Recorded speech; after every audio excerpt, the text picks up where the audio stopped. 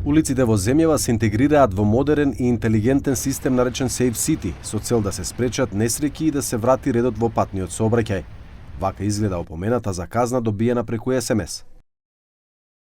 Prej sot janë në funksion kamerat e vendosura nga sistemi Safe City. Gjatë këtij muaji nuk do të ketë gjoba, por vetëm paralajmërime.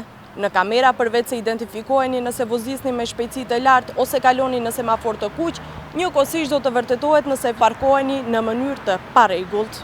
Во почетниот период, како сообраќајен прекршок, ќе се евидентира и истечена сообраќајна дозвола, додека во втората фаза е планирано да се прошири видот на сообраќајните прекршоци. Од МВР информираат дека за прекршоците што ќе бидат документирани, ќе испраќаат порака до сопственикот на возилото со кој е направен прекршокот. Пораката ќе се испрати на телефонскиот број и имејл адресата кој сопственикот ги има доставено при регистрацијата на возилото. Доколку сторителот ја прифаќа одговорноста за сторениот сообраќајен прекршок во рокот 8 дена од денот на приемот на записникот за сторен сообраќајен прекршок со прекршочен платен налог, ќе плати половина од изречената глоба.